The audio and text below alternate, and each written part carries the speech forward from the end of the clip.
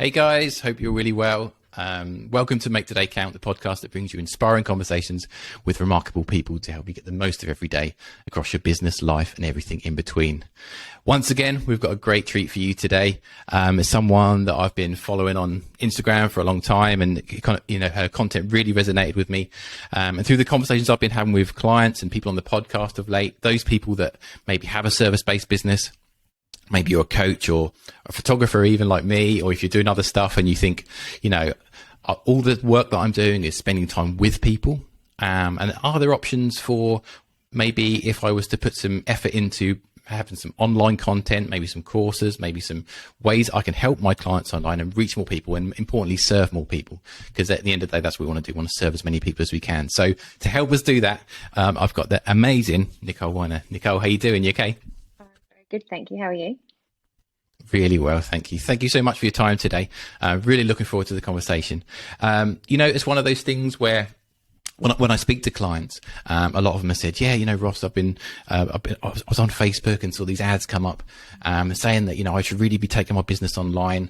It talks about selling time for money and all that kind of stuff. And, having a business where you're with people physically doing stuff. But what I hope to get from the conversation today is that we just get some clarity around some of this stuff, so we can make an informed decision. And you're one of the best people I know to help me do that. So thank you for your time again today. I'm excited to be here. Thank you for having me.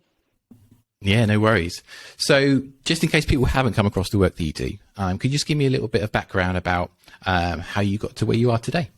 Yeah, absolutely. Of course. So quickly just to say hello. So I'm Nicole Louise Winer. I'm a business coach, mentor and strategist. And what I do is I help and empower ambitious professionals to create an online business on their terms. So what that means is creating all that incredible freedom and impact and income so that you can do more of the good stuff, right, in your life that you want to do without the sacrifice.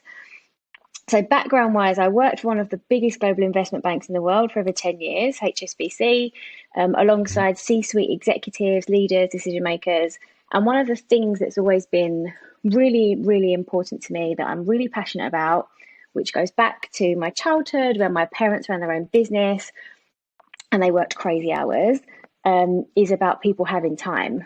So time to do the things that are important to them outside of their work, right? So work's important. We spend loads of time at work, but what else is there that we want to spend time on as well? And what I saw time and time again in banking was that no matter at which level, which team, I worked in UK, Europe, global teams across retail, commercial, trade, risk, marketing. No matter how much I tried, I couldn't change that culture of people constantly hustling, working harder, doing more, being there all the hours. So they were working just crazy hours, mostly doing things that they didn't really love, and then being totally exhausted and not having time to spend with their families, with their friends, on their health. So it didn't matter that they were getting bonuses or pay rises or recognition for a job well done or a great year-end review and all that stuff. They just didn't have any time, and I couldn't change that culture. So instead, what I decided to do was, using my psychology degree and management background, I sought people out who did really, really want that stuff and that freedom, the impact and the opportunity to really grab life for themselves, and make the most of all of those things in life. And that was other business owners. So that journey started for me in 2018, early 2018. I set up my first business then while I was still caring for my nan full time, which was incredibly challenging and rewarding too. And I was fully booked within 6 months. I then really quickly scaled my offers, my team, my processes, my systems, and I was helping other businesses to do the same thing at that point. But I was actually running 2 businesses. So whenever I was working with my clients with the back end of their business support, I was also using my psychology degree very naturally, and everything I'd done before with leaders and decision makers to coach and mentor.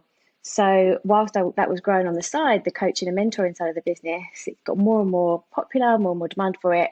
I liked doing it more. It lent into my strengths.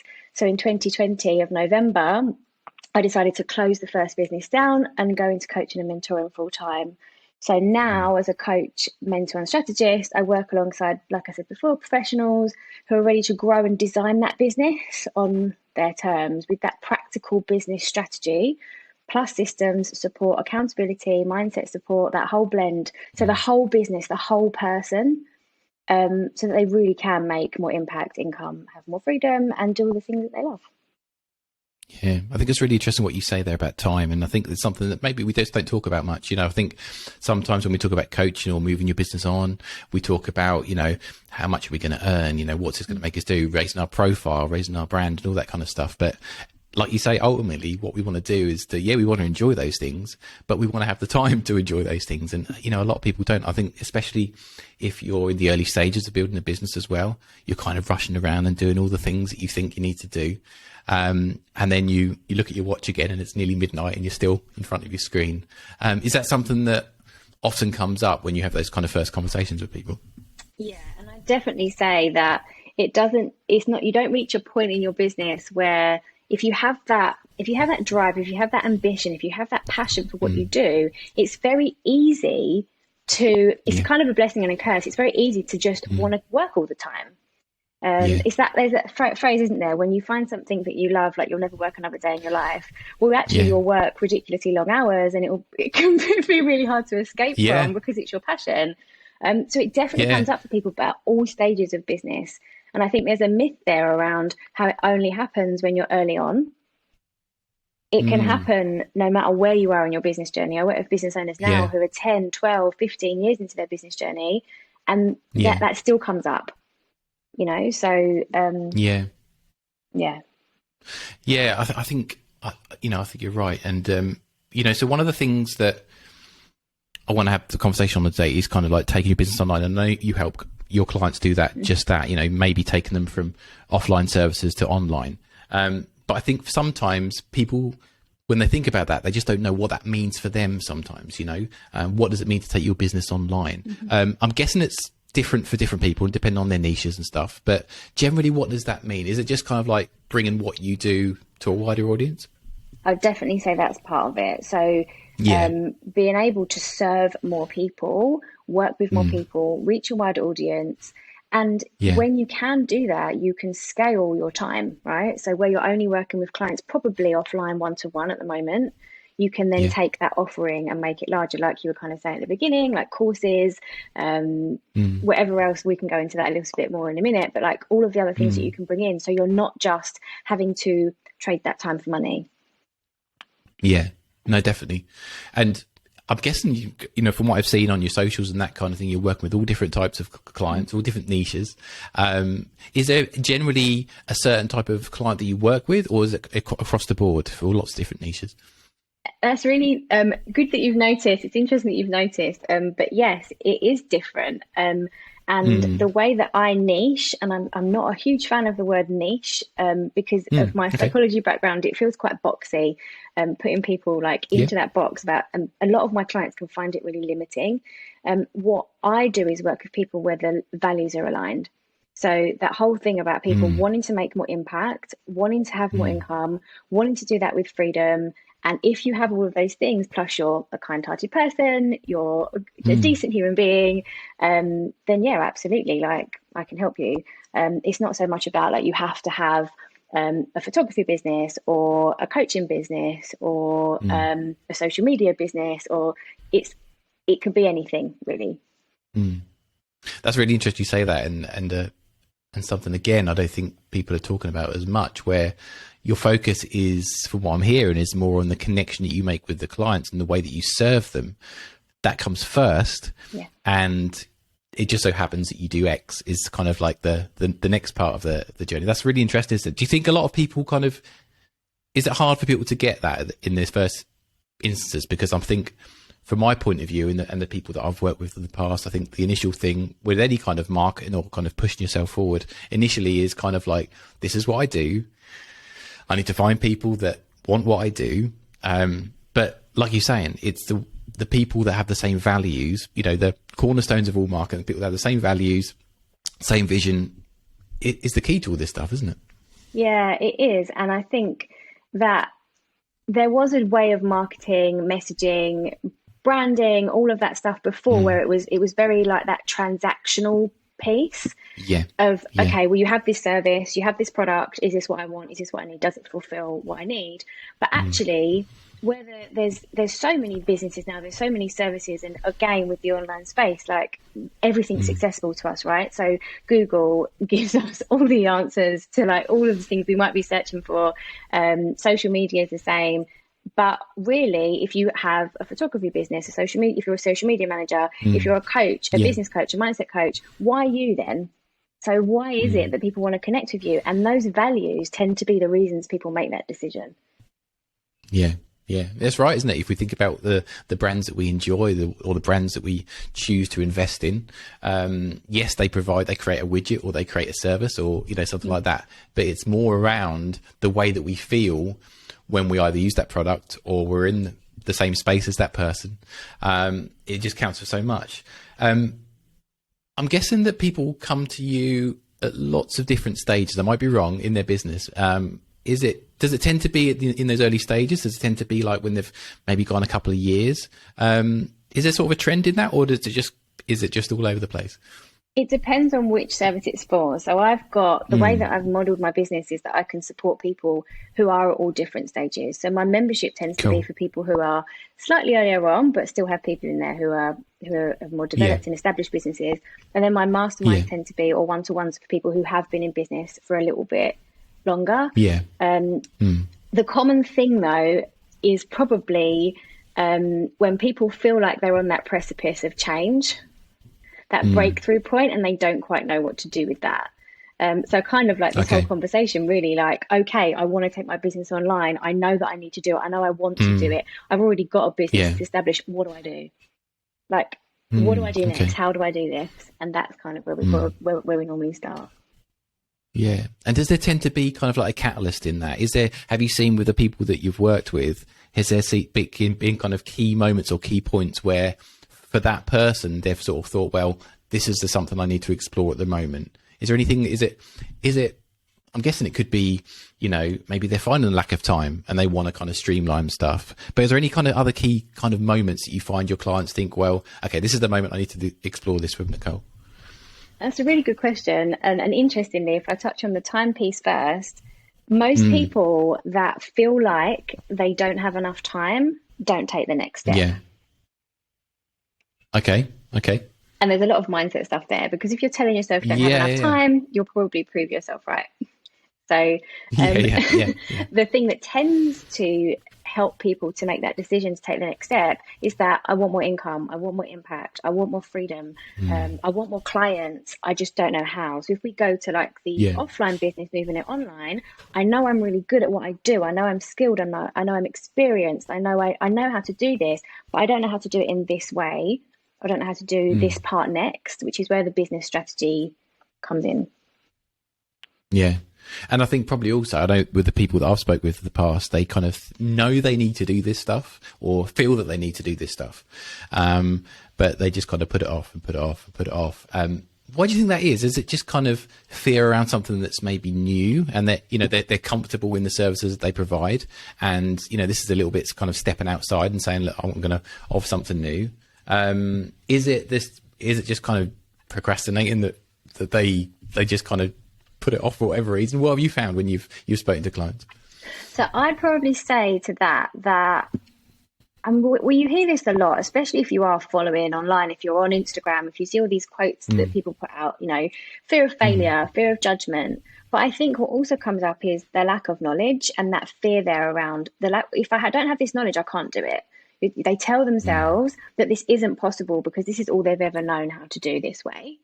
Yeah. So that whole newness that you said, like it's new. And also if you put something out, then if you're really public with it, because it goes online, because it's visible, because then your friends and family can see it, right? Or your ex-colleagues can see it, anybody can see it, and it doesn't work, then it almost brings up all this stuff people where they're like, okay, well, everything I did before was a failure then. That was a fluke because I'm not successful, which obviously isn't true. But obviously we go there. Like that's a very natural place to go because we want success. Yeah, it's interesting, isn't it? Because that person's probably had that business for a while. They've got active clients who love them and give them fantastic testimonials. But just kind of that stepping outside, isn't it? And stepping into something new, which is probably the same way they felt when they first started the business originally. And they probably felt like that, but just kind of lent into it at the time.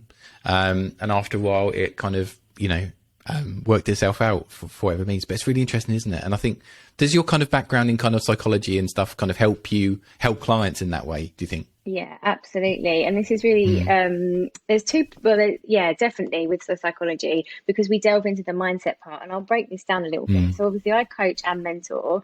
So when it comes to mindset, which is what a lot of the coaching stuff's about, personal development, what's going on in your head, all those things we were just saying, like when you can get yourself stuck, talk yourself out of it, procrastinate. Most of those answers you do have within you, right? You kind of know what you want, you know what's getting in the way, and maybe with some careful questioning, we can kind of work that out. So if we take an example, say you're not feeling very confident, either in yourself or in a decision that you want to make, through careful questioning, through holding space, we can uncover what's happening. And that's great. We can uncover why. But then what do you do next with that? Yes, you could go and seek out solutions. You could Google the hell out of it and confuse yourself even more potentially. But if you haven't been there before, if you haven't done it before, if you haven't experienced it before, how do you know what else to try? And that's where the mentoring comes in. So when it comes to new business methods, new strategy, systems, marketing, methods for sales and processes, growing a team, and if you've worked with a team face to face, what about an online team? The thought of it being remote, and you don't know what you don't know yet. You can't just magic those ideas or thoughts or feelings from something that you've never experienced before, that you haven't been exposed to.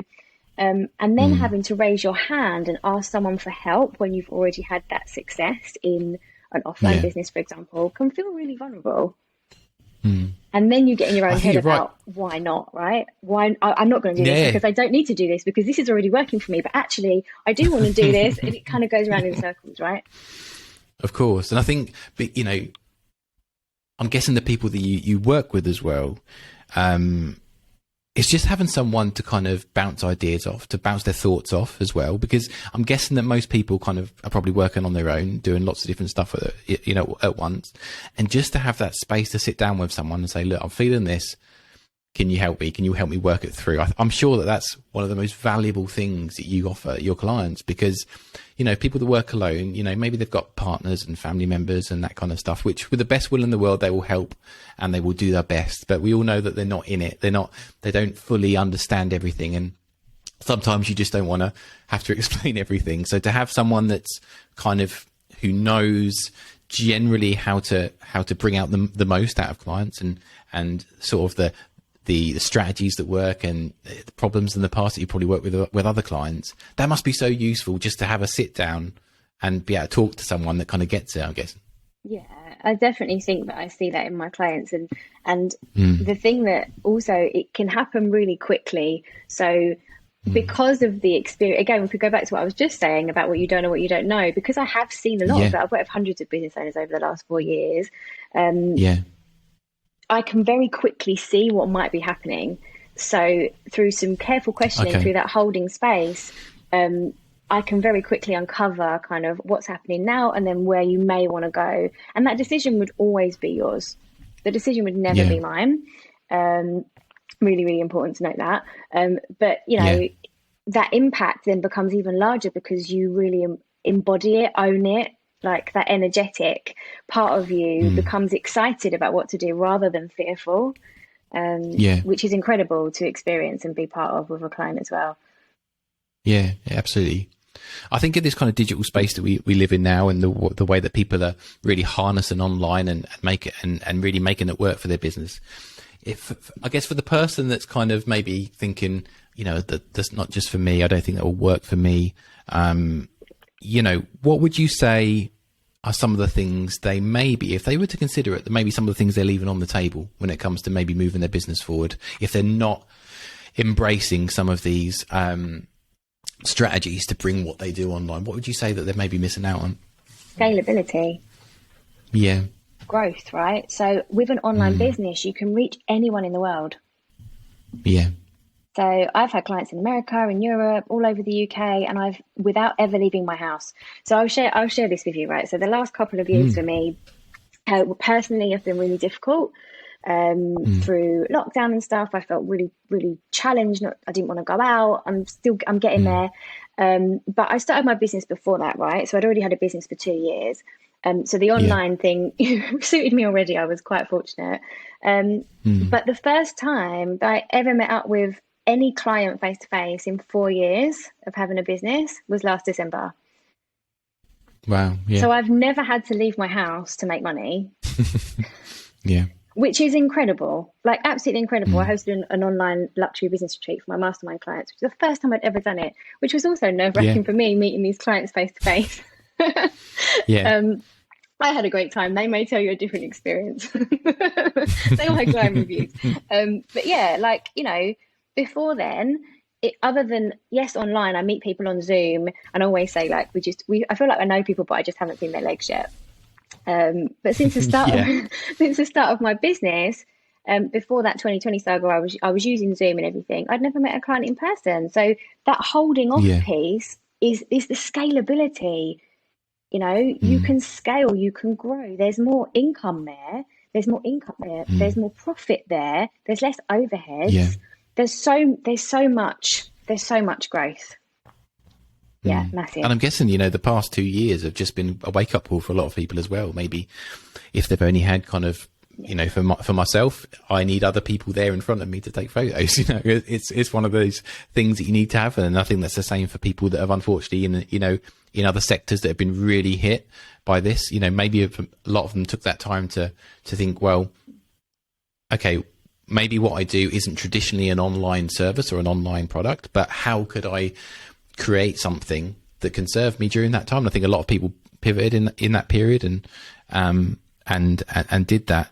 And yeah, it's one of those things, like you say, you don't know what you don't know. And until you kind of get the information available to you, you kind of don't sometimes see yourself being able to do that, which I think is why it's really helpful, you know, using podcasts and using conversations with people like yourself to really get that clarity, even in that first instance through a consultation call or something like that, just to say, look, this is where I'm at. Do you think this is a good fit for me?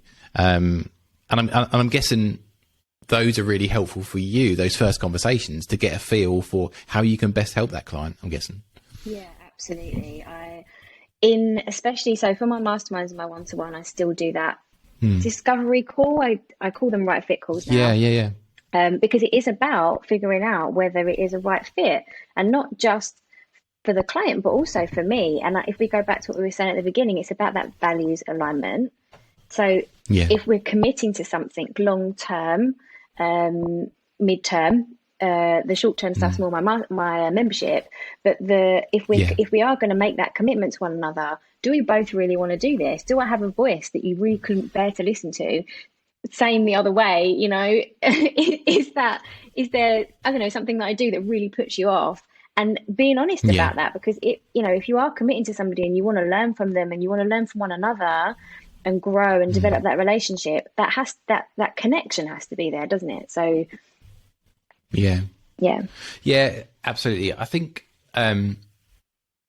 you're right. And I think for a lot of people, they sometimes just don't know if what they do is transferable sometimes.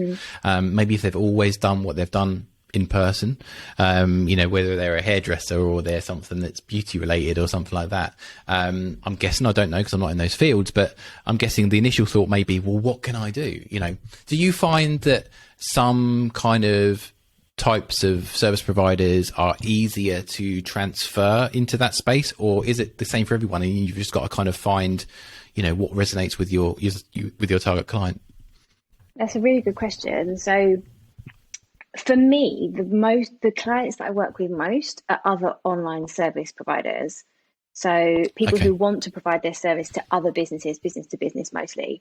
But I have worked with other people who offer products, who don't offer services, who work with customers instead of, other businesses. There is always something. There's always a way. There's always an offer. There's always a service. There's always a product. And essentially the question really there is, can your business scale? And as a business growth specialist, it's what I do. So I love finding the solution. So I believe that anyone can take their business online. Whatever and it's about diversifying your income as well. having those multiple income streams, so that you're not just relying on that one thing, which again, people found out a lot in 2020, in the last 2 years, right? They found out a lot that having that diversification, not relying on one income stream, is really important. Yeah. And I think sometimes not knowing is actually a bit of a win in that first stages, because if you can't think of someone in your field that has an online service, surely that's a good thing, because then with a little bit of work, with, you know, either by taking some time out with yourself or through a coach, you can really create something new. You know, I'm guessing there's lots of, you know, so for example, you know, a lot of people we see are around coaching or fitness, and those are things that we come up in our news feeds a lot. But and we can, if we think about those, we can think about offerings, because we've seen them come up, and we've seen them when they're available. But if you're in a situation where you're in a niche where it's not very online centric, surely that's a strength, isn't it? Yeah, I agree with you. It is a strength. There is contesting advice to this, though, out there. And I'm very much like, there's never one answer. There's never one solution. There's never like a framework or blueprint that you have to follow. And some people will say that if this hasn't been done before, there's probably a reason why not. Okay. So because it hasn't worked, someone's tried it, right? And it hasn't worked. Yeah. You don't know that unless you try it. Nobody's you. So nobody has your skills, your values, your experience, your passion, your drive, your connections, all of that stuff that you have. So yes, it may not have worked for someone before. Maybe it's never been done before. How do we know? And you don't know unless you try. Yeah. And I think if we think of some of the biggest business owners, the biggest people that have made a dent on the world, they've all come from places where other people thought, you know, that's not going to work, or, you know, that's not going to, you know, earn any money, and they proved them wrong. And I think that's right. I think it's like you say, it's being comfortable with trying, and then being comfortable with, this might not work out, but it might do, and kind of being comfortable with that, I guess. It's like that whole change the plan, but never the goal. Yeah, definitely. So if for that person that kind of is steadfast, they think they want to go into something like this, and they want to kind of get going, what's a good place to start? You know, what's a good place? So if they've kind of been thinking, oh, right, I do this job, and maybe over the past 2 years, it's shown me that I really need to have some kind of online offering, but I don't really know what that is at the moment. What's a good place for them to start to kind of take a step back and sort of think about some of this stuff? Yeah, okay. So I would say, if this is you, if you're listening to this and thinking, yes, this is me, I've been doing this for a while and I need to take this online, start thinking about your skills, your knowledge, your passions, and your experience. And then what do you love doing most? What do you really love doing the most? And think about, with that information that you have, how you can start scaling from working in that one-to-one space to working with more group offers, or how you can start obviously offering those offers online, even if those offers are one-to-one online. So for example, if you're now you're having to travel to appointments, right? So that's eating into time that you can't charge for, or you're having to, I don't know, your systems and your processes may not be as streamlined as they could be. Online, it can be much more automated. There's a lot more that you can do there. So that's the first part. The next part, I would like to give you an example, if that's okay, which might help. So one of my clients is a psychotherapist. She's been working for years face-to-face, obviously in clinic with clients, right? So from there, we looked at, what does she offer right now? What does she love doing the most? What skill, because she has loads of different skills and experience and loads of different things that she works on. What knowledge does she have, and what passions can she move to working with more people online? So there's courses that she has, ebooks that she has, downloads, some workshops. You could think about, this isn't something that she does, but it could be something you think about, like a subscription service. Would that be a product? Would that be a service? Would that be access to you? Would that access to a group? Writing a book, videos, products. There's so many different ways to do it. But rather than just jumping into, what a lot of people do is jump into all of the things that I could do and then try and make those fit, try to start first with what you love doing the most, and then think about how that can fit with the ways that you can sell online instead. Yeah, that's a great way of looking at it, I think, because sometimes we can get into the minutiae of thinking, well, I've got to have this and I've got to have that and I've got to buy this and I've got to have that software and all that kind of stuff. But you're absolutely right. If you love it, it's going to be easy for you to do. So it's not going to be something that maybe is a little part of what you do. You kind of do it, but you think that's the best thing to fit online, because at the end of the day, I'm guessing if you don't get up wanting to do some of this stuff, it's going to be so much harder. What about, because one of the things I think, and I've seen before, is that people have an idea of maybe what they feel they should do. And then after a while, and they've sort of taken the time to think it through and thought about things like, what I really love, it ends up being something quite different. Does that happen a lot to clients? Yeah, it does. And I think the thing there's two things to really come back to there. So what do you love and why do you love it? Why does it matter to you? Yeah. So, and this will be for any business, whether you're online or offline. So what's driving you to get out of bed in the morning? Why are you doing this? So is this an impact for, the ripple effect with the clients that you have? Is this about your life? Yeah. What else you can do, the freedom it creates, the opportunities it creates for you personally. But then also, what else is it going to enable you to do? So what is that growth? You can be grateful for what you have today and still want more. And I think a lot of people can get in the way of thinking, okay, well, this is safe, this is my comfort zone, and I'm going to just stay where I am. And I think as well, like I mentioned before about tech and that kind of stuff, I think that the perception sometimes is you've got to have a ton of new stuff to do some of this stuff. And I'm guessing, I'm sort of preempting your response now, but I'm guessing as long as you've got the facility like we are now to communicate, and we have a laptop or a phone or something like that, I'm guessing to start off with, that's pretty much all you need. Yeah, that's interesting. And I think it does depend on what you want to offer. So obviously, if you were selling an ebook, being able to talk to someone face to face is largely irrelevant. But if you wanted to coach or work with your clients in a way of video instead of doing that face to face meetup, absolutely. Like Zoom is brilliant for that, as we've all heard about Zoom in the last couple of years. But you don't have to have loads and loads of tech. I'd probably say there's 4 main things that you want to think about that you don't probably need all at once. But to think about. And the first thing would be an email service provider system, so an online email system. And I'm not talking about Gmail or Outlook either. So somewhere that you safely store information with your client, information, to be able to contact them. And as you start to look at sales funnels and lead magnets and probably all the other things that you've seen online, this is where it can all sort of automate itself and make it easier for you. So, and for people that are listening online, to get some context, that would be things like Mailchimp, MailerLite, those types of things. Yeah, absolutely. Yeah, Mailchimp isn't actually something I recommend anymore. It used to be really popular, but it's got a bit clunky and confusing in the background. But MailerLite definitely. Active Campaign, which is something that I use and I love it because of the data and the metrics. I'm a bit of a number cruncher with that stuff. Flowdesk is really good as well. ConvertKit. There's loads of different ones. It depends on your preference, I suppose, to how you like this set up. Yeah, sure.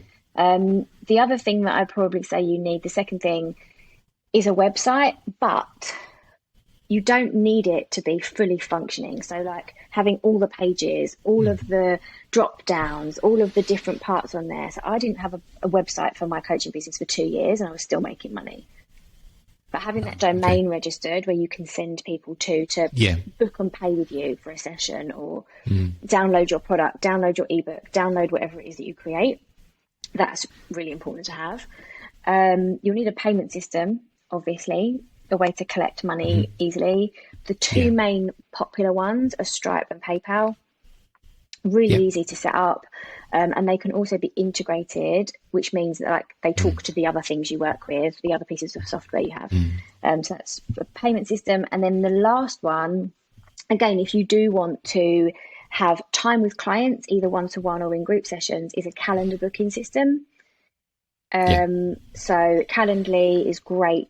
10 to 8 used to be really, really good. And a lot of face-to-face businesses probably have used that one before. or Acuity, which is what I use. Again, it's a bit more number crunchy in the background. Yeah, I use Acuity. Oh, I use Acuity as well. Yeah. That was a game changer for when I started using it, just for being able to book people in. And also, I don't know if it's still the case, but because I was a Squarespace user and still am a Squarespace user, used to get a free account with them. I don't know if that's still the same, so don't shoot me if you listen to this and you have a look, but it always used to be that if you're a Squarespace user, there's some way that you can get a free Acuity account. So I don't know if they do that anymore, but they definitely used to, because it's run by the same. Maybe I've had it. So I've had it too long that I've just kept it quiet for a. But I've outed myself now. They're going to send me a bill for goodness knows how much. But yeah, those sort of systems are great because they interact with your calendar, your Google Calendar or whatever. So, if you've got stuff in there that's personal that you want to block out that time for family, we're speaking about time again as well, but anything like that, and it works around it. It's marvelous. It's just the best, some of the best money you can spend on your business. So yeah, I mean, those things are just kind of like really good kind of 4 pillars, aren't they, to kind of get things started, and everything you've spoken about. I mean, everything like, MailerLite, there's a free account. Zoom, there's a free account. There might be a free account if you can get the Acuity, but other than that, that's it. Calendly or something like that is under $10, isn't it, a month or something like that? I know Calendly has a free option to start up with. Acuity, I think you pay for from the beginning. But then the payment systems are free as well. They charge you obviously transaction fees. Stripe's at the moment, at recording, Stripe's slightly better on fees than PayPal, and they pay you a bit quicker. And obviously you'd have to pay for. I use it as well.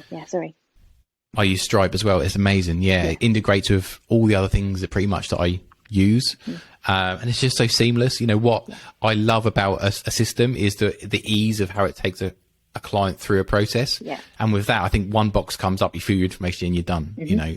It's really streamlined and something that is really helpful. So we're talking about tools. What do we do? And maybe we've got this idea now that we want to run with. We've got an idea. What's kind of like, how do we choose what to work on first, I guess? Because I'm guessing that once we have this idea, there's lots of things that we could be doing. And I know from business owners that I speak with, we've spoken about tech already. So I know sometimes the onus is to go, right, this is my idea. I'm going to go and buy all these softwares and set these things up and get it all looking pretty and that kind of thing. But I'm guessing that's not probably the best place to start. Well, so ultimately, when we're talking about what to work on first, it's about priorities. So even thinking I need to set all the tech up when you don't know what it is that you want to sell yet, or where you want to take it, probably, I wouldn't just say, go and get all the things that I just said, or go and set up all the accounts and then just be even more overwhelmed. Because essentially when you don't know what to work on first, it's because you're feeling overwhelmed. And as an entrepreneur, as a business owner, as someone who wants to have more impact, who's heart-led, all that stuff, you will have so many ideas, right? So this comes back to priorities and getting rid of the should stuff, which is very popular in mindset coaching, getting rid of the should, but what do you replace that with? What do you want? What do you want to do? And that sometimes can be really difficult to uncover yourself. So I'll give you some examples. So say, for example, you want more clients. And that's something that people come to me with a lot, right? So I need more clients. I want more clients. I want to sign more clients. I want more high ticket clients, whatever it is that is. It often means you actually want more income. Underneath that, you want more money. People feel afraid to say, I want more money. A business has to make money. So that's just, that's the long and short of that. But we go back to the beginning part of time. If you don't have the capacity right now to take on any more clients, whilst you may want more clients, if you don't look at your business model, your structure, your offers, you physically cannot take on any more clients. Can't do it. You could and burn out, but that's not going to be pretty or sustainable. So you could just increase your prices. But again, it's a short-term solution. So it's about looking at, when you want to figure out what to work on now, you need to know where it's going. And I think a lot of people can just go, I'm just going to do this. It's a quick fix. This whole thing that we've kind of in the last, the digital age, instant gratification, right? We want it now. We want it now.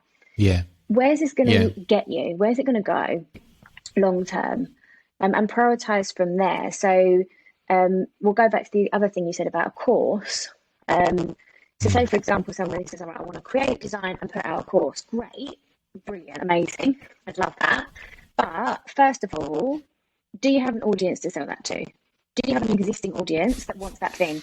There is no, like you said before, there's no point, or people do this, and it's very common, create something, spend all this time and effort and energy and cost and price and investment on tech or whatever else in creating something that they don't even know that people want. They haven't tested the offer yet. They don't have an audience. They don't know if people want it. So we have to look at that longer term plan and not just short term fixes and firefighting to figure out your priorities. Yeah. So what I'm hearing is, it's about setting those goals, those initial goals that will kind of get you going, but will put you in the best position you can be to get that outcome.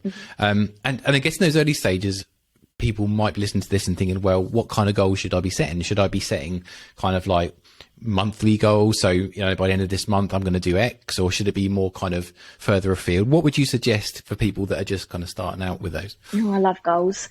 So when I first started my business, I was really adamant on finding out like this one way, and this might resonate with people. So this one way to strategize. How can I plan? How can I set goals? How can I set intentions? How can I make this most effective, right? And I come from a background, like we've said, in psychology, which is very heavily data focused, and global investments, which is all about compliance, structure, process, and streamlining. So all of those things in me was looking for this one way to set goals. Is it monthly? Is it annually? Is it quarterly? But this really, really depends, which might be a frustrating answer for people who just want to know the one golden answer. It depends on where you are now, what your experience is, and where you want to be. So for some people, they don't have a preference to set goals long term. Some people really struggle with visioning. Some people really struggle with the short term detail. And there is not just one process that works for setting or executing goals effectively. I actually developed a quiz that's completely free, that is on my website. It took me about a year to do through research, working with clients, lots of questioning, again, with my audience, to help people figure out their strategy type and preferences and what to do next, because people do really struggle with how and what to do next with their goals. Like, how do you plan short term? Do you plan long term, medium term? Really, you do need a blend of it all, but it may not be your strength. So trying to force yourself to do something that isn't somewhere you're comfortable probably is going to face a lot of resistance. And what have you found are kind of good ways to kind of track those? So if you've set some goals up that maybe for the next month, or what are good kind of indicators that maybe, if you haven't gone through and done this stuff before, is there a certain tool that you could use, or is it just kind of checking in with yourself every now and then? What do you find are the best ways to kind of make sure that you're on track if you're not initially working with someone? So let's think about some different business models. So if you had, let's go back to the course examples, if we just keep this in this part. So if you wanted to develop a course, which, as we were saying, would probably be something longer term, if you don't have an audience right now, looking at everything else, and you're working on setting that up, the research, understanding your client, what the needs are, how you're going to deliver it. You need to write it, you need the tech, all that kind of stuff. You need to launch it, sell it, do all those things. There's a lot there, right? So that's the goal. That's really what you want. That's the plan. You'll need to assess that quite often. It's quite complex. There's a lot to it. And to keep it on track, kind of like if you were writing a book, you'd need to consistently check in with yourself and check that it was happening. However, if you had a shorter term goal and you wanted to, say grow your audience by 10 people a week or whatever, that's very easy to track, right? You've got the measure. I want to track by 10 people a week. Is it working? Is it not working? How am I doing? So it really depends on what the goal is to how often you should track it. Because what I don't want to do in that answer, or to give people the idea of, is that if you're not tracking your goals monthly, you're not doing it right. Or if you're not tracking your goals weekly, you're not doing it right. And you can set yourself up accountability. You can put reminders in your diary. You could set up yourself a spreadsheet. I love Trello. As I've just glanced over there as I was talking to you, Trello's up. I love Trello. There's lots of systems where you can give yourself that accountability, but don't get too focused on how often that is from what other people are doing. You mentioned there about accountability. I just want to touch upon that because sometimes, like I say, if we're working on our own, like a lot of people are, and maybe we want to set something new up, just having that kind of accountability, I know from my own experience, can just be so powerful. And whether that's with a coach or whether that's with maybe a fellow business owner that's going through maybe a similar process, I'm guessing that could be an option. How important do you think it is for someone at that stage to kind of have a way to keep themselves accountable? And from that, kind of, what have you found as the best kind of route for doing that? So I could tell you that accountability is everything, because that's one of the things I do, but that wouldn't be very fair. Because the honesty is some people don't need accountability. There's different personality types, but people who don't need that, right? So to get things done, to make progress, to be more self-aware, to push your comfort zone, to do what you said you're going to do. Some people don't need it, but a lot of people, most people do need accountability, and they thrive from accountability. And there's been lots of research on this into personality profiles that people do need it. I think one of the biggest ways to give yourself accountability is to align your goals to what you want. Okay. So, for example, you get up in the morning and you're like, I really don't want to do it today. I don't want to do this work today. I don't want to develop this thing that I'm working on in the background. Because again, we're talking here about working like in your business with your clients. I'm sure you show up and you're present and you deliver and they get the best service. And the stuff that really you need accountability for is the back end stuff. So it's the development, it's the growth, it's all the stuff behind the scenes. Yeah. If that is as aligned as it can be for you, it's the easiest way to get out of bed in the morning and be fired up to do it. And have that where you can see it, put it on a vision board, put it on post-it notes on your computer screen, use a calendar, make it pop up. If you need an accountability buddy, if somebody is in business at a similar stage of you, like find that, work with a coach, work with a mentor. And the example I always give with this is if you've been in an employed role before, you're accountable to your boss. Right? You're accountable to their boss as well, depending on how big the organization is, to your team, possibly, to your stakeholders. But in business, it is all on you. So you're trying to fill this whole hierarchy triangle that's very natural in every business, CEO right down to frontline level. And that accountability helps you to be able to deliver what you're doing on the front line and still be like the CEO and leader and development part of your business. It makes a massive difference to growth to have accountability. That's interesting. Do you know what? It sounds really strange. What was coming up for me when I was listening to you there was like, when we meditate and when we sit there and we've got all this stuff going on, but the purpose of meditation is to bring everything back to the breath. And that just reminded me of that for some reason, because, sometimes when we've got all this stuff going on, the breath can be like your vision or your goal for where you want to be. And it's kind of just like bringing that. Randomly came up in my head there for some whatever reason, but it's just something that it sounded like quite similar. And you're right, aren't you? Because you can get lost in a lot of this stuff, and it's once you start getting busy, and then you got to remember that most people, I'm guessing, are already serving their clients on an offline way, perhaps, and they're already doing that stuff, and this is on top of that as well. Exactly. So it's important that you have this stuff in tow, because otherwise you can easily veer off, I'm guessing. Absolutely. And I think that part of you, when you were saying that about the hypnotic part, that almost meditative, hypnotic trance, I find myself getting into that when I work on my business. So I love my client work. If any of my clients listen to this, I love you all. But, and as much as I buzz off of that, I buzz off the energy, I love all of it. If I get stuck into something that I'm really passionate about development wise, so writing something new, developing a new workshop or a masterclass or a new service or a new product, it is almost hypnotic because I connect with why I'm doing it. And if you can connect with that why, it's that whole thing we were saying about never working a day in your life if you love what you do is the opposite thing. It actually is hypnotic. You can kind of get yourself lost in time, doesn't become reality anymore. You get completely lost in it. You get in a positive way, and that is almost your accountability to like connect with why you're doing it.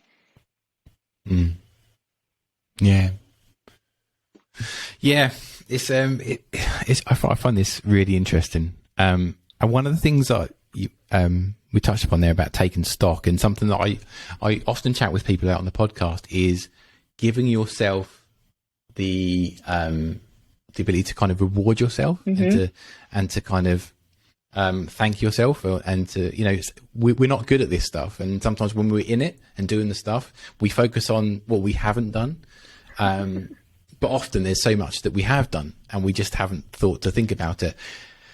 How important do you think that is, you know, in regards to rewarding ourselves when we've made progress, and kind of, I guess, putting, you know, a line in the sand and saying, look, I've done this and that was a really great job?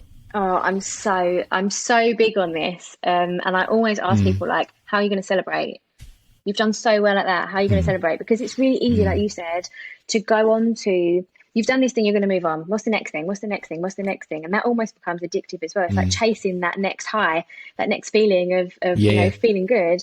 But actually, we need to learn. And as Brits, again, I think, if mostly Brits, that humbleness, like, don't brag, don't boast.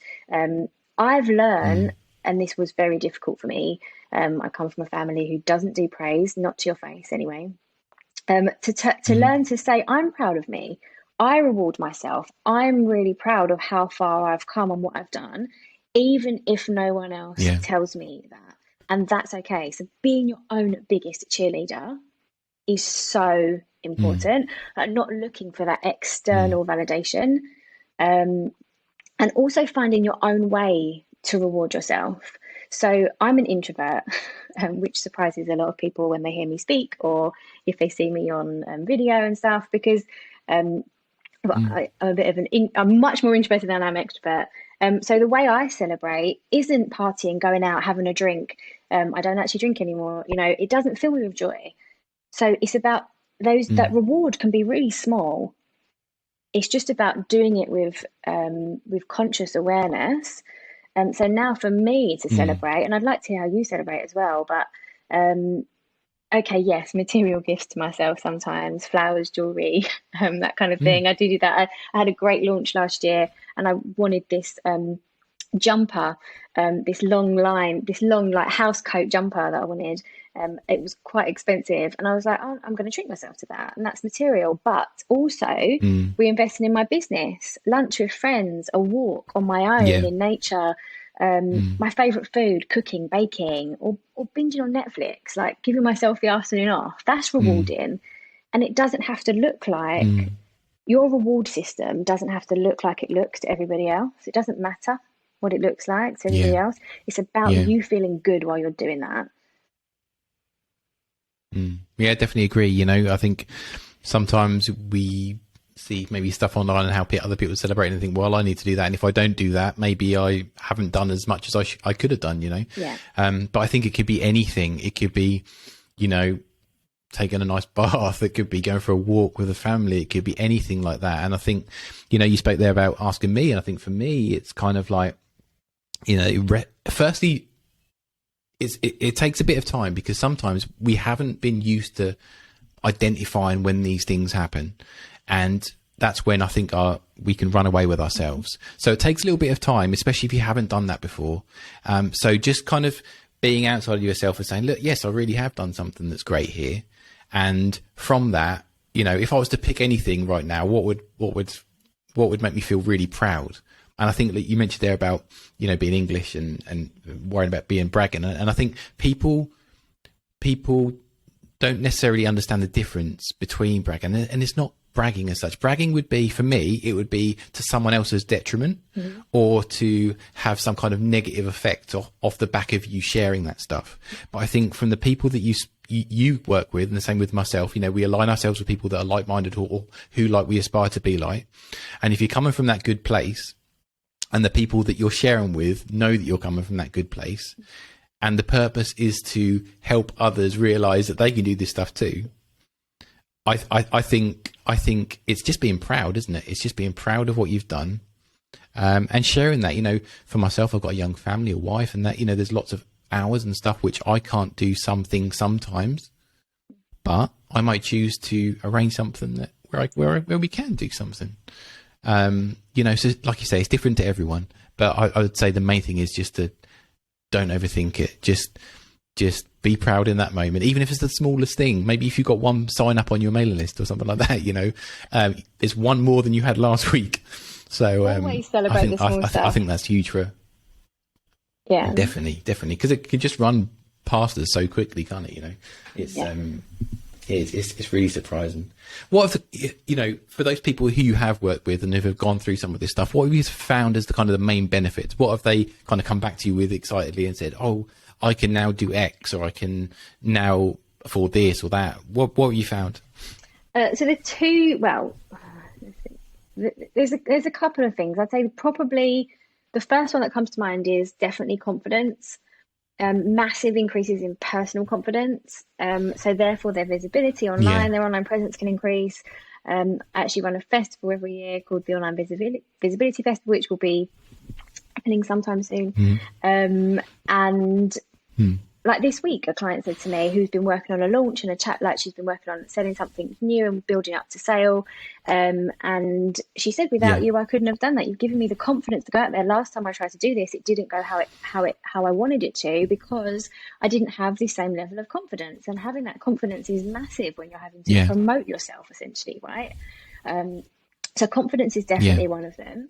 The other one, as if we go back to what we were saying before, is about balance. So balance in life generally, because your life is intrinsically linked, especially when you run a business, right? You don't work from 9 to 5 and switch off at 5 o'clock and then that's it. Even if you've left your desk, you still have thoughts that run through your head, and then what else could you do? Like all of those things. So definitely balance, more time for themselves without guilt, more money, more income, more profit, but in a way that feels really good. And alongside that, the sales side. Sales can be quite uncomfortable for a lot of people. And especially if you're used to selling one-to-one, getting used to selling at scale to groups is completely different. I'd say they're probably the main ones. Which are huge. That they can be huge to someone, can't they? And that's the thing. I think what's helpful from the conversation we're having today is hopefully people are getting some insight into what this can mean for them. And with the examples that we've used, hopefully they'll be able to see themselves in each of those stages, which I think will be really valuable to them. If there's someone that's kind of listened to this or watching this over on YouTube and kind of thinking, right, I think this is something I need to get into, the conversation's inspired me. We need to get cracking with this. And maybe they've thought about looking for a coach. What would you say would be your tips for kind of like when you're looking for a coach, what to look out for to make sure that you get someone that's maybe a good fit for you?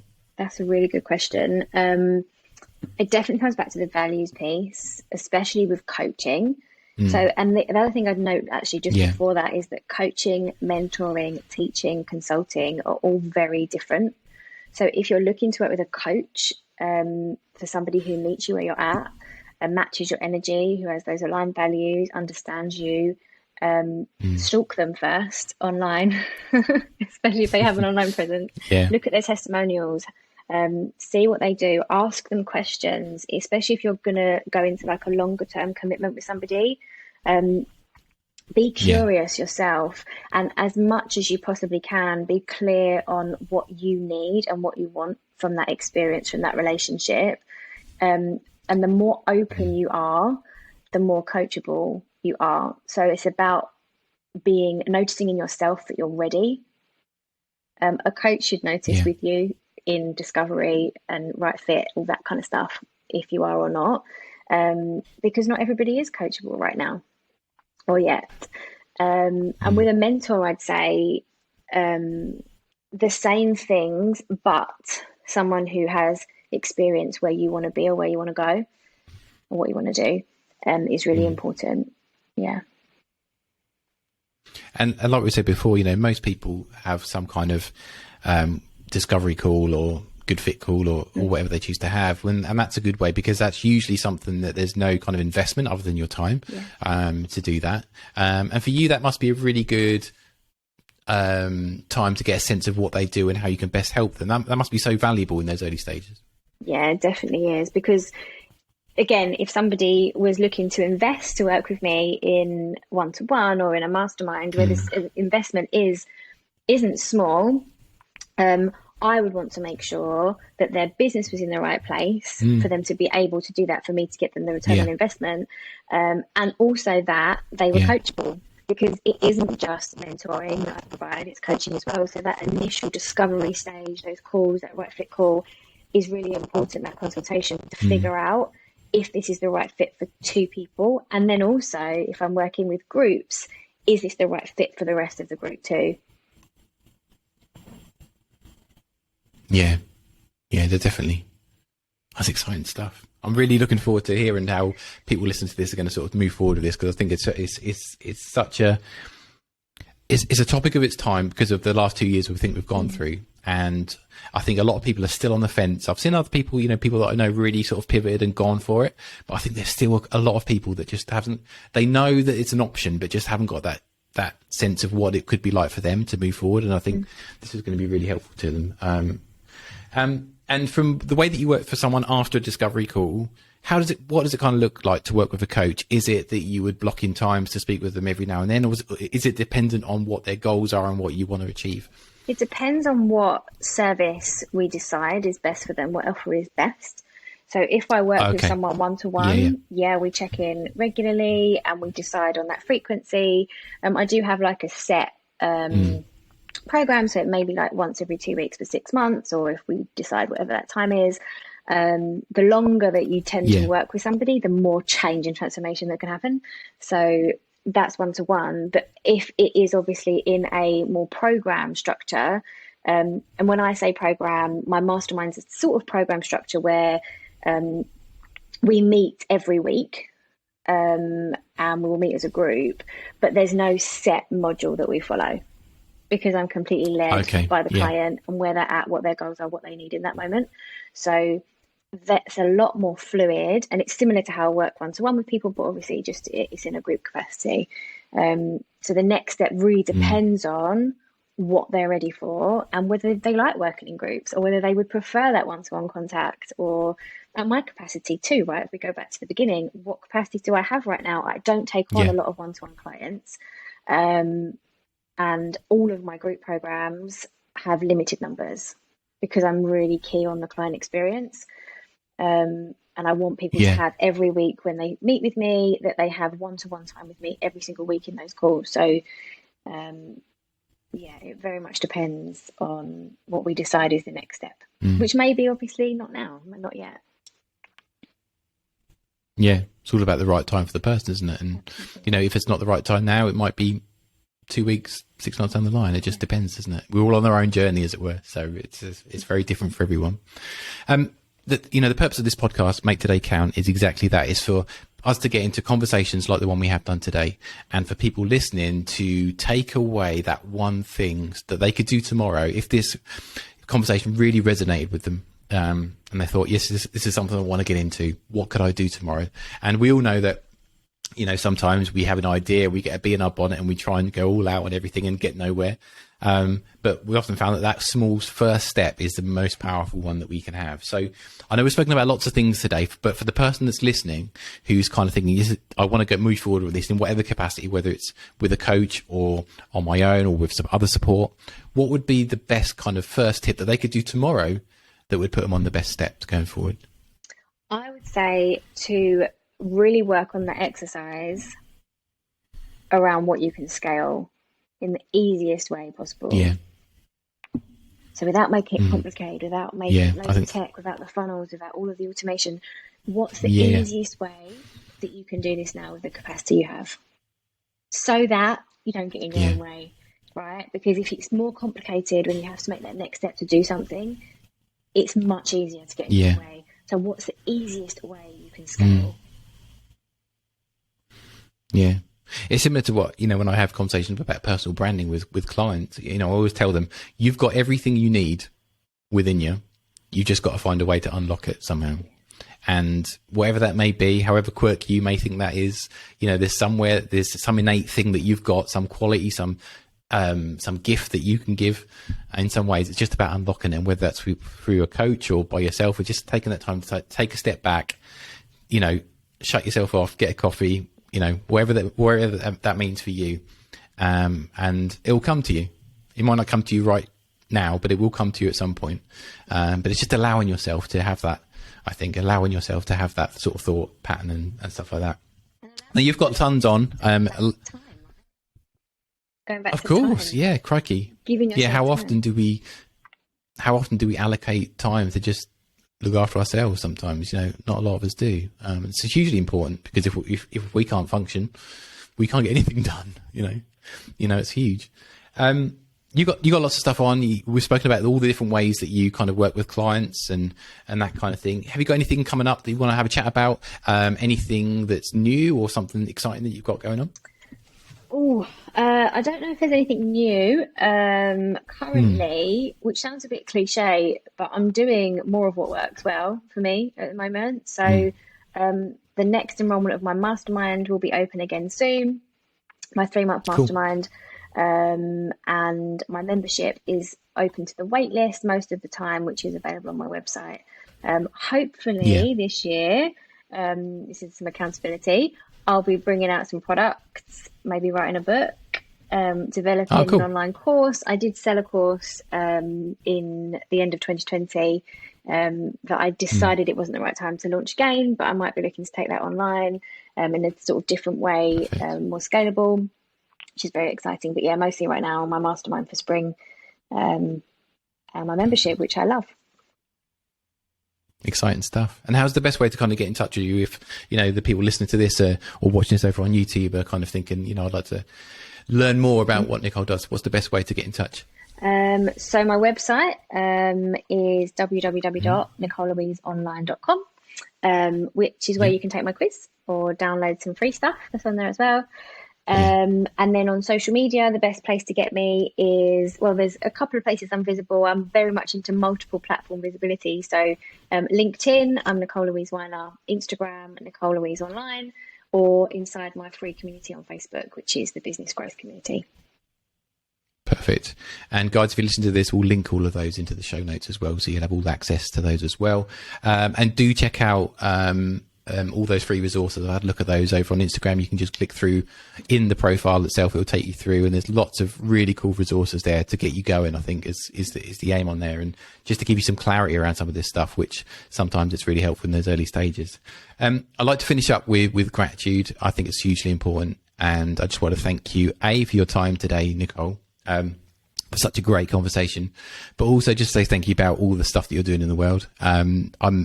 I love to get people in conversation that you mentioned this phrase before, and I think it's perfect, heart-led. And I think that's hugely important when we're making meaningful connections with people and being able to serve people as best as we can. And through what I've seen from the work that you are putting out into the world, you're doing just that. You're helping people, taking them from A to Z in the best way. And I just want to thank you for that from both myself and from all the clients. I'm sure that if they were there as well, here as well, thank you as well. So thank you so much. Thank you. That's really kind of you. If anyone can see, I'm blushing a little, so that's really nice to hear. Thank you very much. That's no problem at all. So guys, if you're listening to this or watching over on YouTube, what we'd really love is to know how some of this content has really resonated with you today. Maybe it's something that was a bit of a light bulb moment where you maybe didn't have any clarity before, but then it really picked up. Feel free to message us. Probably over on Instagram will be a really great place, and you can comment wherever we share this video, or underneath wherever you're listening to this. Share that moment that you were really maybe surprised, maybe it ignited something in you to go and take some more steps. We'd really love to know some of this stuff as well. And if you haven't already done so, we'd love you to subscribe. So wherever you find your podcasts, or over on YouTube, where you can see the full video version of this conversation. But until next time, I've been Ross Dean. This has been Make Today Count, and I'll see you soon. Take care.